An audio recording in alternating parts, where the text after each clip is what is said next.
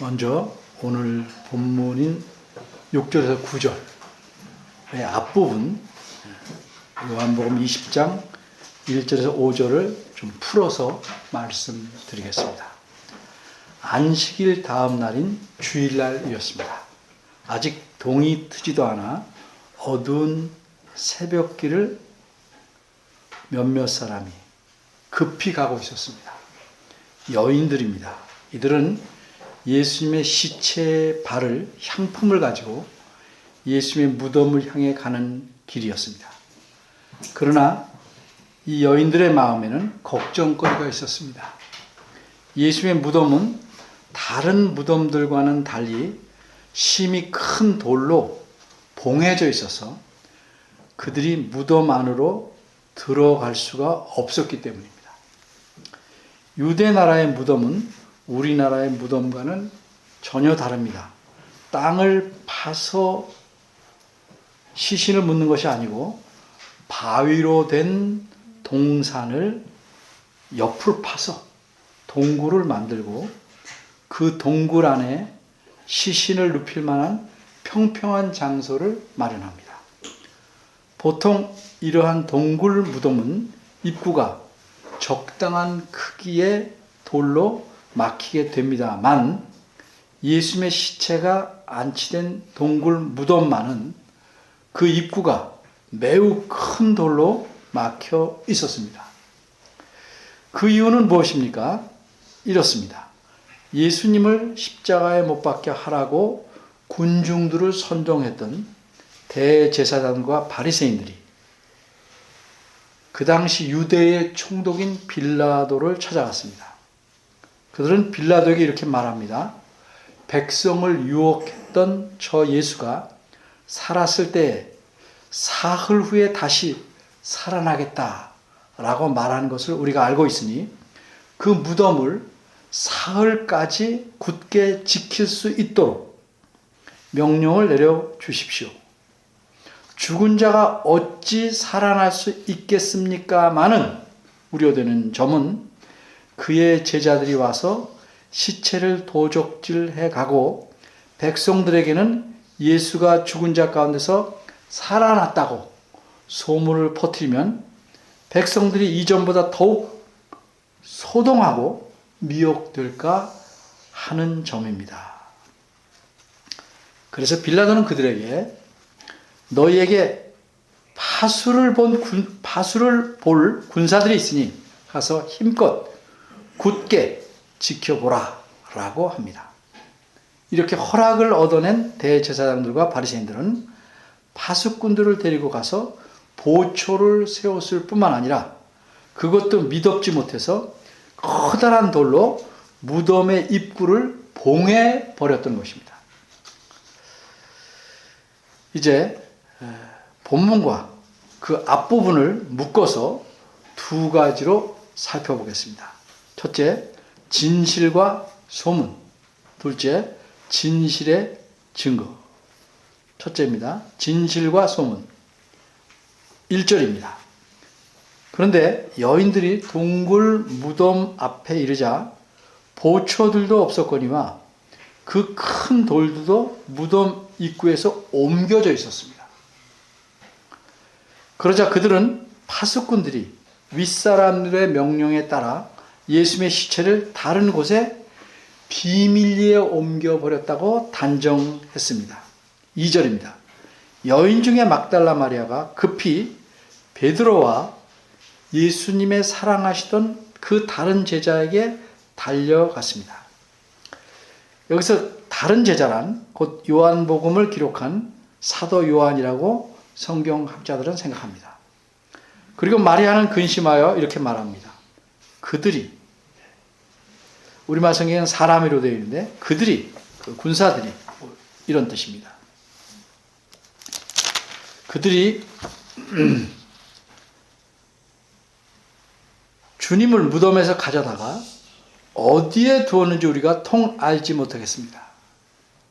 3절입니다. 이 말을 들은 베드로와 요한이 놀랍니다. 그래서 급히 무덤으로 달려갔습니다. 이렇게 제자들이 놀라서 급히 무덤으로 달려간 사실을 보니 제자들이 예수님의 시체를 도적질해 간 것이 아니면 불명합니다. 4절입니다. 요한이 더 빨리 달려서 먼저 무덤 입구에 이르러 보니 과연 봉해져 있던 큰 돌이 옮겨져 있었습니다. 요한은 그 동굴 무덤 안을 들여다보았습니다. 그 동굴 무덤은 들여다보면 안이 다 보이는 깊지 않은 그런 동굴이었습니다. 요한은 세마포가 놓여 있는 것을 보았습니다. 그러나 무덤 안으로 들어가지는 않았습니다. 여기까지가 1절에서 5절까지의 내용입니다. 한편 예수님의 부활하신 이후에 예루살렘에서는 어떤 일이 벌어졌을까? 소문이 퍼지기 시작했습니다. 우리말에 발 없는 말이 천리 간다는 속담이 있습니다. 소문이 얼마나 멀리 가는지를 표현해주는 속담입니다. 누가 소문을 퍼뜨렸고 소문의 내용은 무엇일까? 소문을 퍼뜨린 사람들은 군인들입니다. 무덤을 지켰던 군인들입니다. 무덤 속에 있던 시체가 호련히 사라져 버렸습니다. 이 사라진 시체의 행방에 대해서 군인들이 말하였습니다. 이렇게 해서 소문이 퍼지기 시작한 것입니다. 군인들은 현장에 있던 증인들이기에 그들의 말은 신빙성이 있을 것이다 라고 사람들은 생각했습니다. 그리고 그들의 말이 서로 일치하였으므로 그들의 말은 사실로 받아들여질 수밖에 없었습니다. 그래서 이들이 퍼뜨린 소문은 오래 지속되었습니다. 대부분 소문은 오래가지 못하지만 이 소문은 적어도 20년, 30년에서 수십 년 동안 널리 퍼졌습니다. 군인들이 이구동성으로 발을 맞춰서 소문을 퍼뜨렸기 때문입니다. 듣는 사람들은 군인들이 거짓 소문을 퍼뜨렸다고 생각하기는 어렵습니다. 그러면 어째서 이 군인들은 거짓 소문을 사실인 것처럼 퍼뜨렸을까? 그들이 돈을 많이 받았기 때문입니다. 그러면 누가 그들에게 돈을 그렇게 많이 주었고 그들이 퍼뜨린 소문의 내용은 무엇이었을까요? 군사들이 무덤을 지키고 있었습니다. 그런데 날이 밝기 전 새벽에 이 군사들이 정신이 나갈 만큼 큰 일이 벌어졌습니다. 땅이 엄청나게 흔들렸습니다. 지진입니다. 그러더니 천사가 하늘에서 내려오고 무덤 입구를 막고 있던 큰 돌을 쉽게 굴려냅니다. 군사들은 너무 무서워 떨면서 죽은 사람과 같이 되었습니다. 겨우 정신을 차린 후에 군인 중 몇 명이 대제사장들에게 가서 일어난 일을 모두 보고합니다. 진상을 알게 된 대제사장들은 장로들과 의논해서 군사들을 매수하기로 결정합니다. 그래서 군사들에게 돈을 많이 줍니다. 그 대신 거짓 소문을 내도록 합니다. 이렇게 거짓말을 하게 합니다. 그의 제자들이 밤에 와서 우리가 잘 때에 그를 도적질하여 갔다. 마태복음 28장 13절에 있는 말씀입니다. 이렇게 해서 거짓 소문이 퍼지기 시작했습니다. 이 거짓된 소문을 사실로 받아들인다면 이런 말이 되는 셈입니다. 예수님의 제자들이 눈을 부릅뜨고 무덤을 지키던 군사들은 몰래 무덤에 들어갔습니다. 그리고 예수님의 시체를 또 몰래 훔쳐다가 다른 곳에 두었습니다. 그리고 이렇게 시체를 도적질하는 목적은 예수님이 다시 살아나셨다고 거짓말하고 다니기 위함이라는 것입니다. 가능한 일입니까? 그러면 과연 군인들의 말이 사실일까요? 호련히 사라진 시체는 어떻게 되었는지 성경 말씀에서 그 증거를 찾아보도록 하겠습니다. 오늘 본문 6절입니다. 잠시 후에 뒤처졌던 베드로가 도착합니다. 그는 무덤 안으로 쑥 들어갔습니다. 그런데 매우 이상한 장면을 보게 됩니다. 예수님의 시체는 없었습니다. 마치 나방에 애벌레가 자라서 나방이 되어 날아가 버리고 텅 빈 알집만 남은 것 같았습니다. 베드로는 세마포를 면밀하게 조사해 봤습니다. 6절에 무덤에 들어가 보니 세마포가 놓였고 라는 표현은 설명하면 무덤에 들어가서 세마포가 놓인 것을 유심히 관찰했다라는 뜻입니다. 이게 원어의 뜻입니다. 그리고 여기서 세마포란 시체를 싸거나 덮는 넓은 보자기 같은 그런 것이 아니고 오늘날의 붕대 같은, 근데 넓은 붕대 같은 것입니다. 근데 우리말로 번역할 때는 이런 경우가 없으니까 세마포라고 번역한 것입니다. 이 붕대는 마치 병원에서 다친 부분을 감을 때 쓰는 건데 서로 엇갈려서 이렇게 X자로 감아야 흘러내리지 않게 하듯이 유대인들은 이 세마포라고 번역된 이 붕대 같은 걸 갖고 시체를 그런 방식으로 둘러쌌습니다. 그럼 베드로는 무덤 안에서 어떤 장면을 보았을까? 베드로는 시체를 싸맸던 붕대가 덮어놓은 게 아니고 싸맨 겁니다. 흐트러져서 그 안에 시체가 나가야 되니까 다 풀려있잖아요. 흐트러져서 여기저기 놓여있는 장면을 본 것이 아닙니다. 그는 시체를 싸맸던 그 세마포가, 붕대가 풀리지 않고 이 싸맨 모양 그대로 있는 장면을 보았습니다. 바로 이 점이 너무 이상하고 이해하기 불가능한 점입니다. 어떻게 풀리는 흔적이 없는데 그 안에 있는 시체는 없어졌을까? 만일 막달라 마리아가 말한 바대로 파수를 보던 군사들이 예수님의 시체를 가져 감추었다면 어째서 시체를 싸맸던 붕대, 한국식으로 말하면 수의를 벗겨버리고 시체를 알몸 그대로만 가져갔겠습니까? 또 어떻게 붕대를 풀리지 않고 알몸만 가져갈 수 있겠습니까? 그럴 만한 이유가 전혀 없는 것입니다. 둘째, 진실의 증거. 그러면 예수님께서 다시 살아나셨다는 이 진실의 증거는 무엇입니까? 베드로가 관찰해 본 결과에서 잘 드러납니다.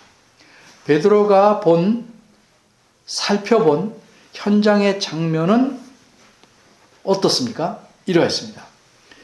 예수님의 몸을 감았던, 둘러쌌던 그 붕대는, 우리말 세마포로 합니다. 세마포는 풀렸던 흔적이 전혀 없이 원형 그대로 있었습니다.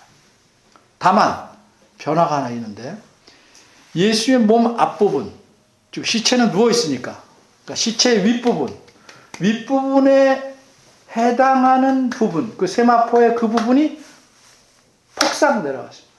왜냐하면 이 안에 있는 알맹이가 없어졌으니까 위에 있던 것이 팍 내려갔다 말이에요. 제 말 이해되시죠? 네. 그러니까 이렇게 돼 있다가 빠지니까 이렇게 된 거란 말이죠. 이게 더 어려워졌나요? 네. 이해 충분히 되시죠? 네.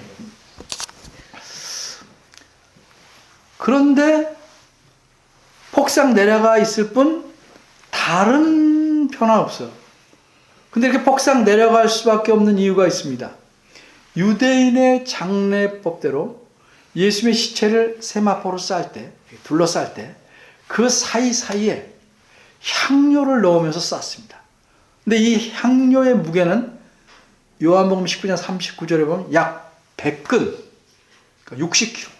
한 근이 약 600g이잖아요. 예. 즉 무겁지 않은 어른 한 사람의 무게 정도가 됐어요. 그런데 그 향료의 무게가 시체가 없어지니까 어떻게 됩니까? 사이사이에 들어있던 향료의 무게로 인해서 윗부분이 내려앉을 수밖에 없죠. 7절을 보면 이런 말씀이 있어요. 머리를 쌌던 수건이 세마포와 함께 놓이지 않고 딴 곳에 개켜 있더라. 이런 말씀이 있어요. 여기서 우리는 두 가지 낱말에 주의해야 합니다. 하나는 딴 곳이라는 낱말이고 다른 하나는 개켜 있더라는 낱말입니다. 우리 이 두 가지 낱말을 잘 이해해야 합니다. 유대인들은 시체를 세마포로 쌀 때, 붕대로 쌀 때 머리부터 발끝까지 통째로 칭칭 감지 않는다고 합니다.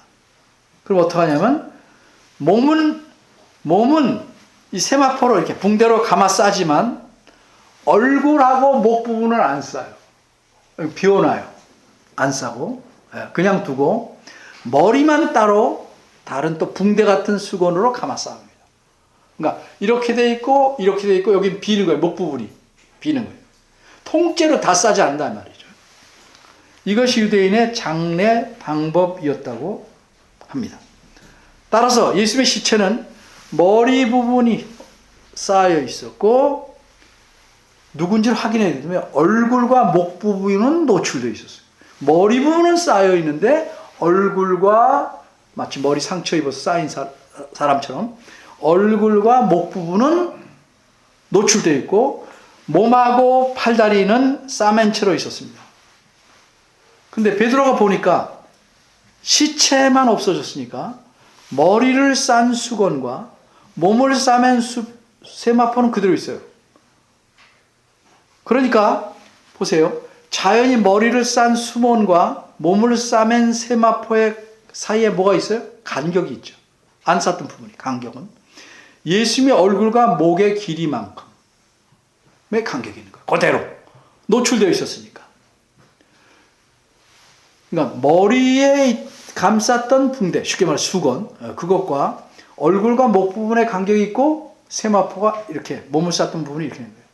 따라서 딴 곳이라는 말은요. 여기서 그러니까 시체가 없으니까 떨어져 있어요.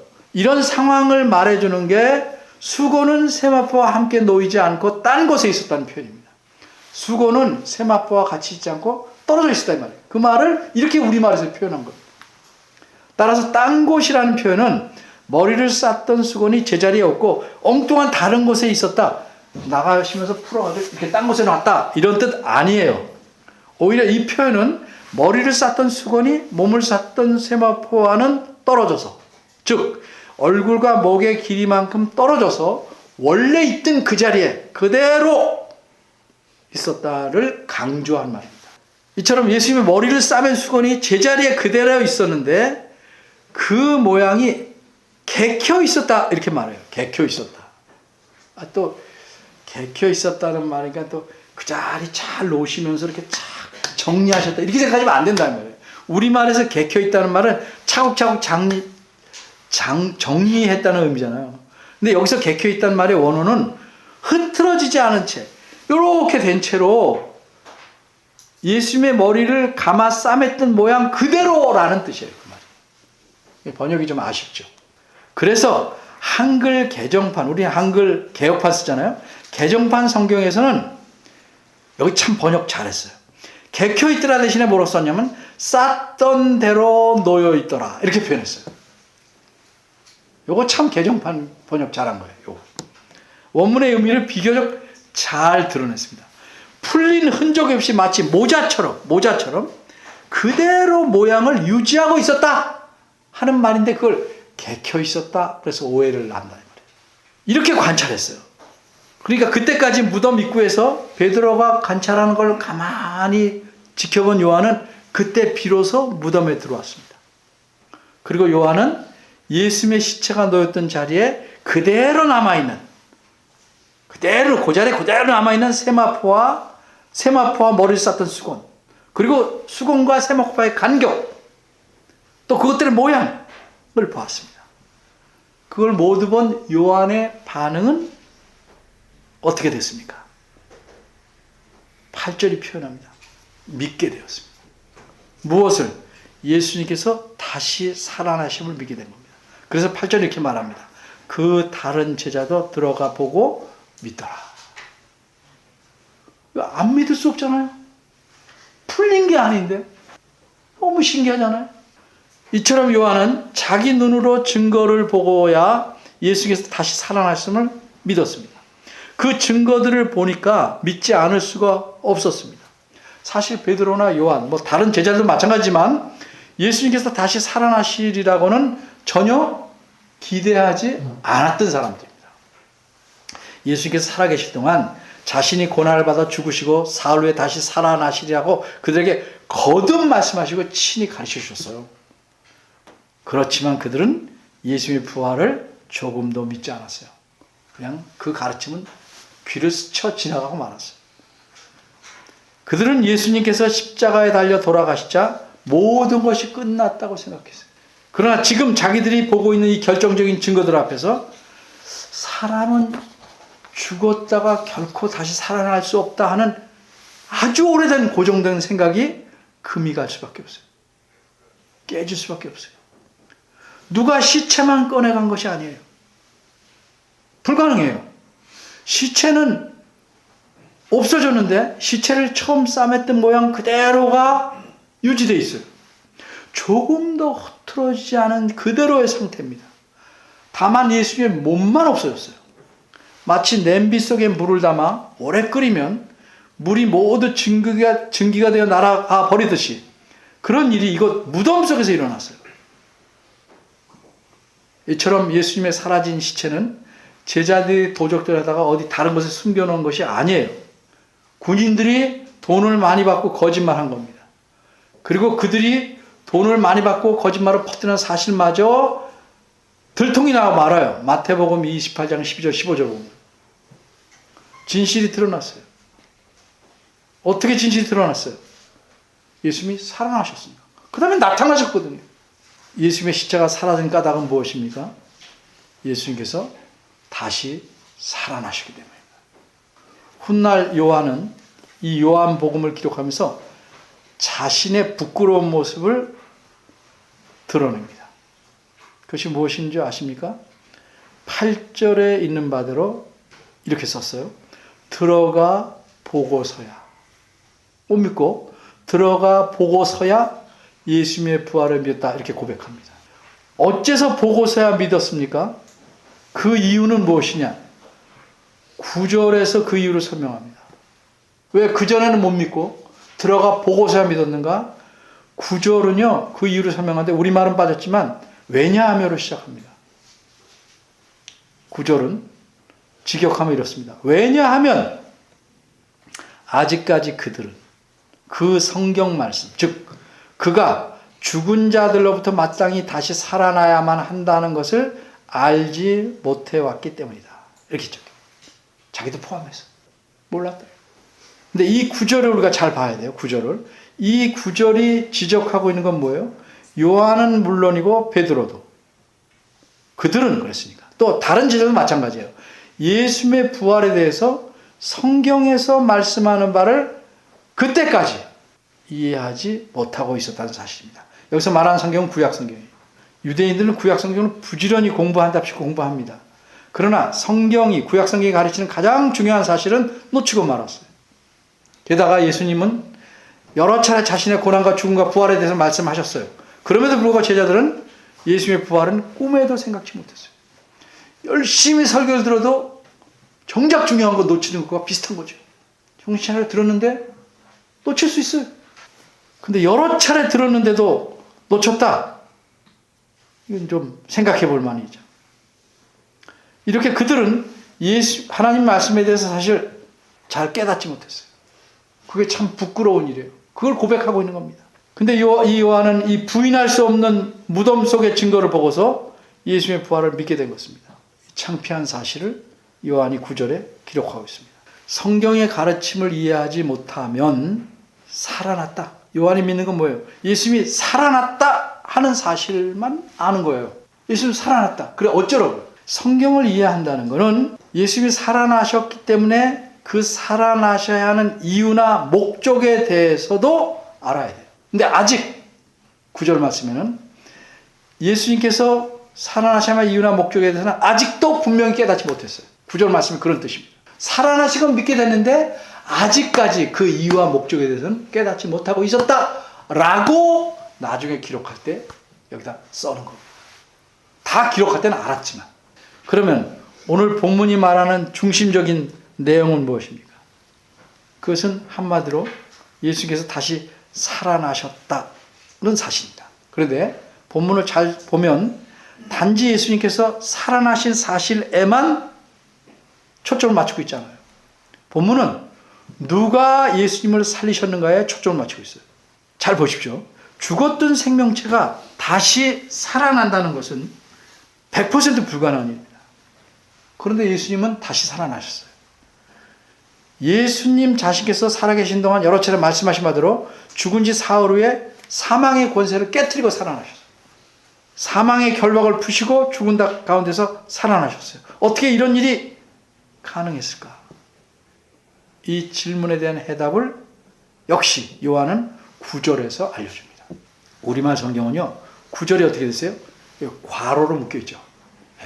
네. 공인된 헬라어 원문 성경에서는 괄호가 없어요. 그러니까 우리말 성경에도 이 괄호를 빼는 것이 바람직합니다. 여러분이 너무 찢지 말고 연필로 이렇게 그어놓어도 좋아요. 네. 괄호 빼고 이해하셔야 됩니다. 중요한 내용이에요. 뭐라고 그랬냐면 9절에 성경에 구약성경입니다. 그가 예수께서 죽은 자 가운데서 다시 살아나야 하리라 하는 말씀. 이 말씀 잘 보셔야 되는데 바꿔 말하자면 하나님께서 이미 오래전부터 구약 성경 말씀을 통해서 예수님을 다시 살리실 것을 약속하셨다는 의미입니다.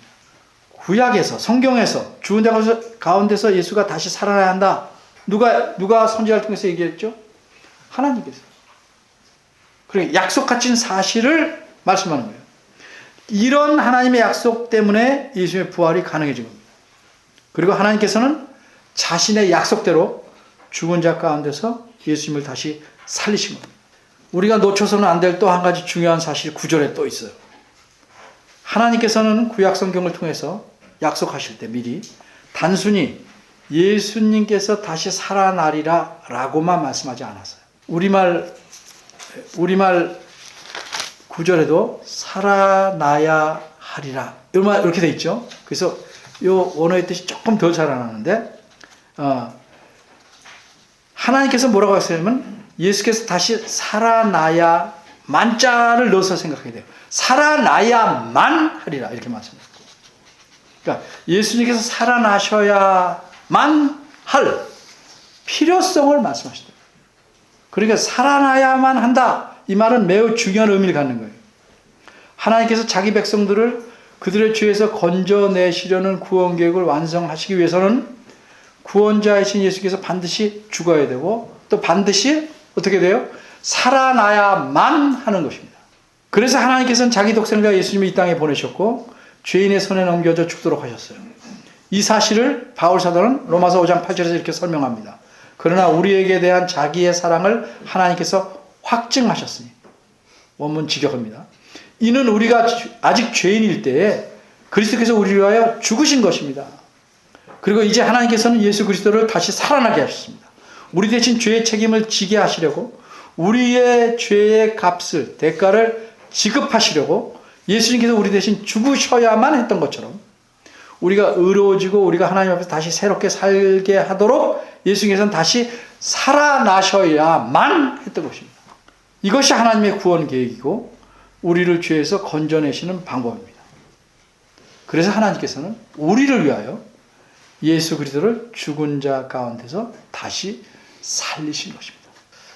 여러분, 우리는 하나님께서 예수 그리스도를 죽은 자 가운데서 다시 살리셨다는 사실을 진정으로 믿습니까? 하나님께서 바로 그냥 우리가 아니고 나 자신을 위해서 예수 그리스도를 살리셨다는 걸 믿으십니까?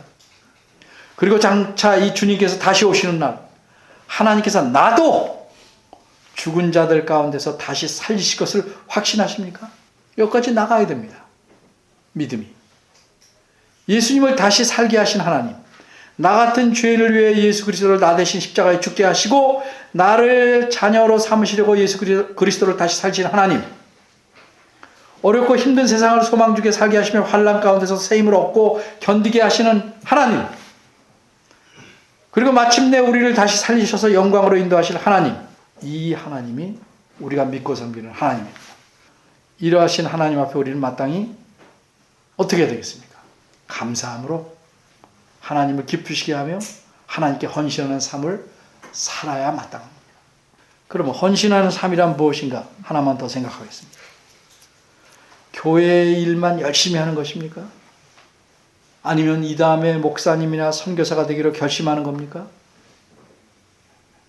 그런 것만 헌신의 삶이 아닙니다. 하나님께 헌신하는 삶이란 본질적으로 내 생명, 내 삶을 온통 바쳐서 그분 앞에서 사는 겁니다. 꼭 어떤 큰 일을 하는 것이 중요한 것이 아닙니다.